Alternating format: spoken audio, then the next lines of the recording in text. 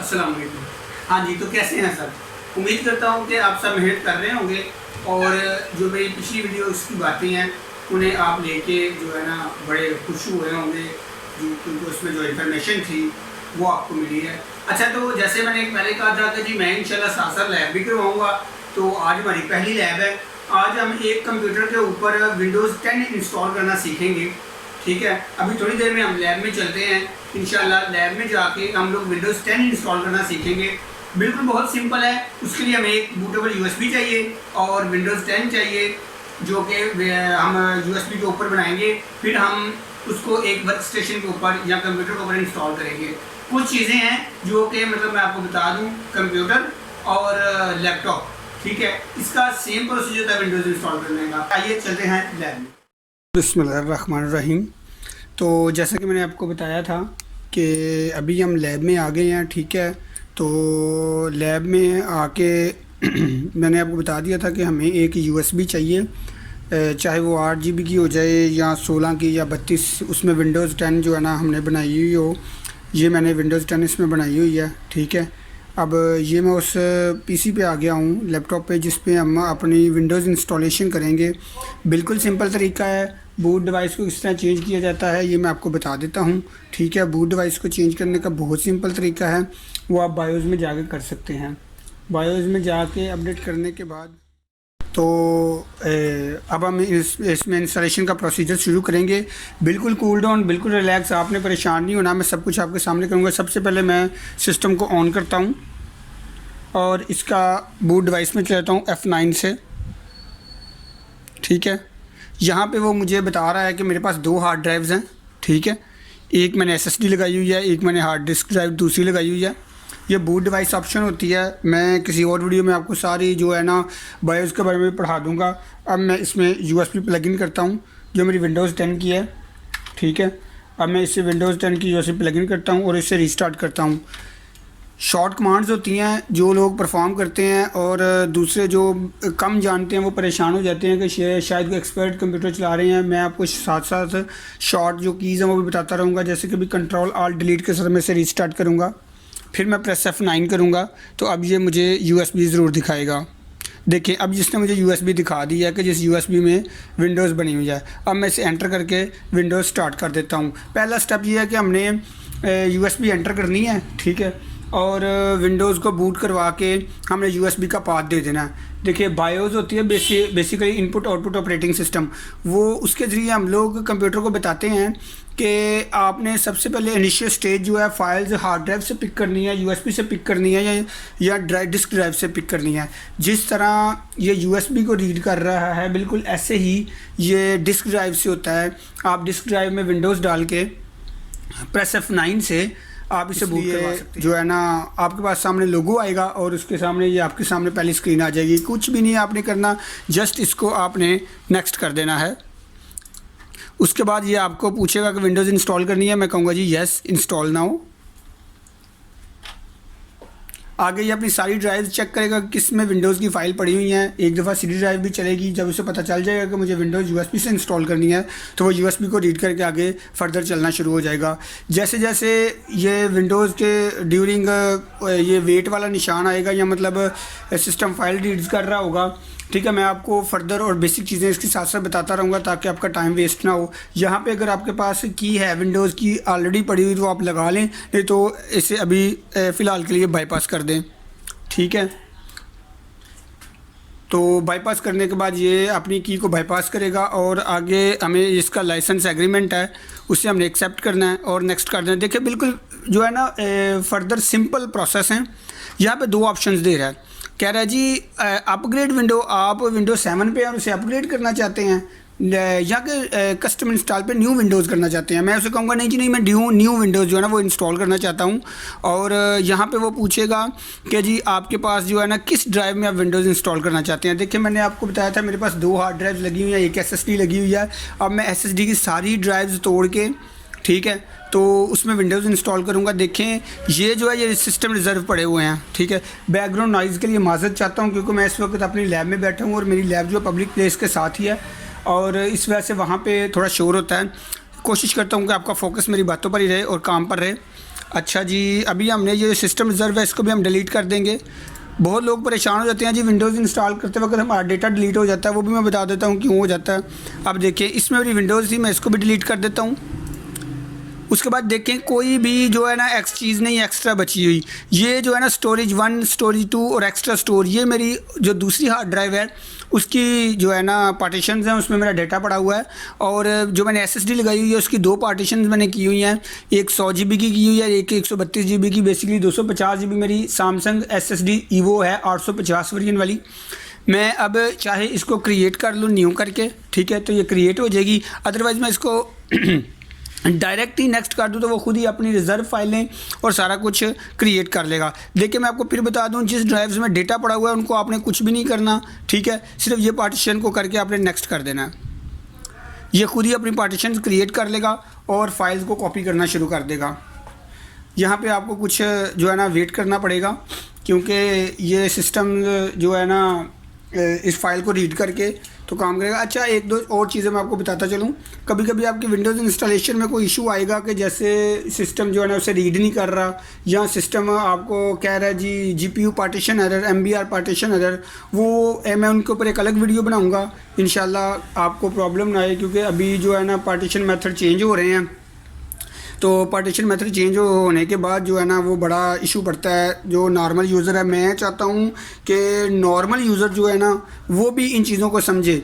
देखिए जो software engineers होते हैं ना वो माशाल्लाह बहुत क्वालिफाइड होते हैं, उनके पास बहुत ज़्यादा नॉलेज होता है, वो सॉफ्टवेयर डेवलप कर लेते हैं, लेकिन अपनी विंडोज़ खुद इंस्टॉल नहीं कर सकते। क्यों नहीं कर सकते? क्योंकि वो विंडोज़ की इस टेक्निक को नहीं समझ पाते। बेसिकली ये मेरी वीडियोज़ नॉर्मल लोगों के लिए है, नूब लोगों के लिए है, प्रोफेशनल दोस्तों के लिए है, जो कि मेरी टीचर की हैसियत भी रखते हैं, मैं उनके लिए भी ये वीडियो बना रहा हूँ। अभी यहाँ पे क्या उसे कहते हैं, फ़ाइल्स कॉपी हो रही हैं।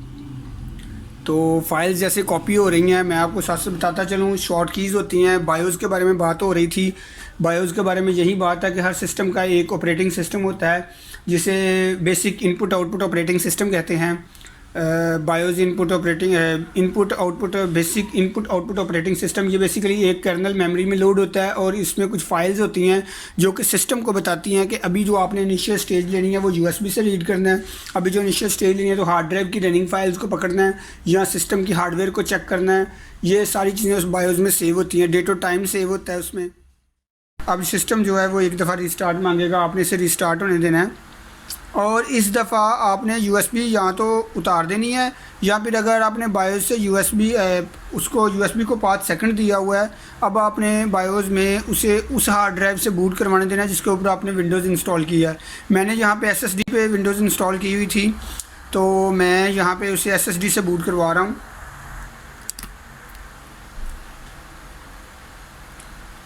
अब विंडोज़ लोड हो के आ जाएगी दोबारा। अब देखें ये डिवाइसेस को रेडी कर रहा है, हार्ड ड्राइव को चेक कर रहा है। ये बेसिकली मेरे पास HP का 8770W वर्क स्टेशन है जो कि काफ़ी हैवी और एक्सपेंसिव लैपटॉप होता है, क्योंकि PIAIC में काम करने के लिए और डेवलपमेंट करने के लिए आपके पास लैपटॉप अच्छा होना चाहिए ताकि आप वेट वाले काम से छूट जाएं, क्योंकि आपने जो काम करना होता है वो रेंडरिंग का होता है और साथ में डीपली काम होता है। अभी विंडोज़ रेडी का आएगा ऑप्शन, अभी ये गेटिंग रेडी आ रहा है। बेसिकली अब विंडोज़ इंस्टॉल हो चुकी है, वो अपनी फाइल्स को और स्टार्ट मेन्यू को और फोल्डर्स को अपनी अपनी जगह पर रख के रेडी कर रहा है कि अब ये रेडी करके दोबारा आएगा। मैं माउस को देखता हूँ, हाँ माउस का कर्सर आ चुका है।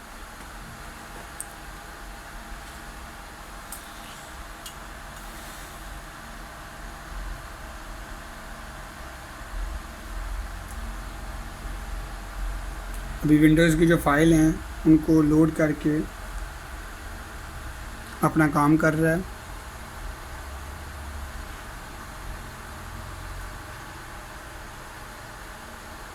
जी अब एक दफ़ा फिर रिस्टार्ट हो गया। अब रिस्टार्ट हो के इसने अपनी कर्नल में से डेटा उठाया और विंडोज़ को रनिंग हालत में ले आया। बेसिकली यहाँ पे सारी फाइल सेटअप हो रही हैं और क्या उसे कहते हैं, चीज़ें सेटअप। देखिए आप एक दफ़ा फिर ही आपसे प्रोडक्ट की मांगेगा।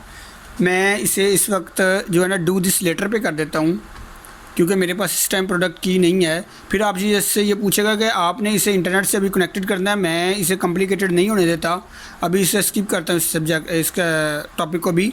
अब ये मुझसे सेटिंग का पूछ रहा है। आप इसे कस्टमाइज सेटिंग भी कर सकते हैं और एक्सपेक्ट सेटिंग भी कर सकते हैं। मैं ज़रा कस्टमाइज सेटिंग इसलिए करूँगा। एक्सपेक्ट सेटिंग के लिए आप जस्ट ये क्लिक करना है, इसने फाइनल पे चले जाना है। मैं इसे कस्टमाइज इसलिए कर रहा हूँ ताकि आपको कुछ ऑप्शंस बता सकूँ। यहाँ पर ये बता रहा है जी आपका डाटा पर्सनलाइजेशन होता है, आपने करना है या नहीं। मैं कहता हूँ जी नहीं। ये कहता है जी टाइपिंग का डाटा आपको उन्हें सेंड करना है माइक्रोसॉफ्ट को, नहीं। मैं कहता हूँ जी नहीं, मेरी आईडी एडवर्टाइज ना हो, मेरी लोकेशन जो है ना वो शो ना हो। मैं इसे नेक्स्ट कर देता हूँ। उसके बाद कहता है जी ब्राउज़र एंड प्रोटेक्शन चाहिए मुझे, पेज प्रेडिक्शन चाहिए, कनेक्टिविटी एरर रिपोर्टिंग चाहिए। मैं इसे बंद कर देता हूँ।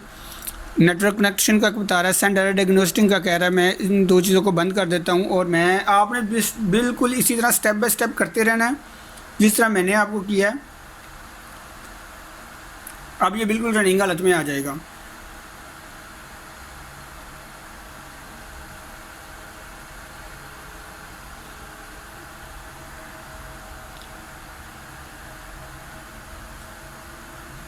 अभी अपनी फाइल्स को और सब चीज़ों को लोड कर रहा है।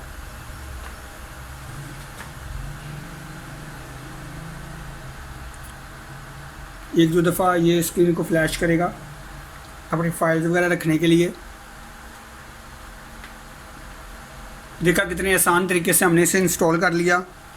कोई रॉकेट साइंस नहीं है, सारा कुछ सिंपल है। बहुत इजी तरीके से आप किसी भी लैपटॉप में, किसी भी कंप्यूटर में कर सकते हैं। चाहे वो सीडी हो, सीडी से कर सकते हैं।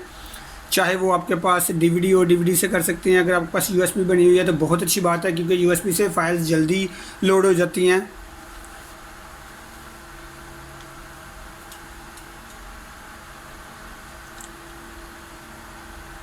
देखिए ये फिर एक दफ़ा प्रोडक्ट की मांग रहा है।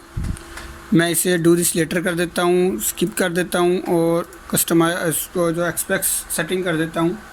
ये कभी कभी आपके पास एक दफ़ा आएगा, आपने परेशान नहीं होना। अभी मैं इसके ऊपर यूज़र नेम देता हूँ।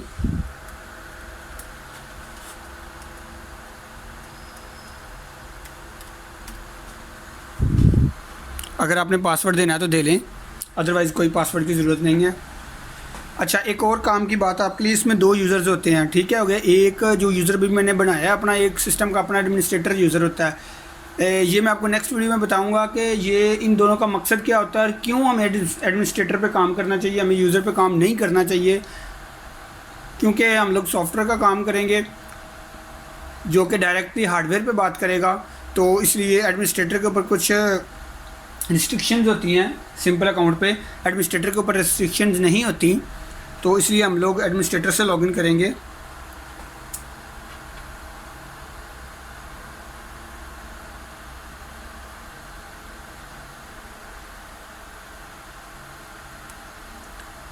अगर आपके पास हार्ड ड्राइव है, एक और चीज़ मुझे याद आई, अगर आपके पास हार्ड ड्राइव है तो आपने परेशान नहीं होना। हार्ड ड्राइव से थोड़ा स्लो काम होगा, लेकिन विंडोज़ इंस्टॉल हो जाएगी आपकी।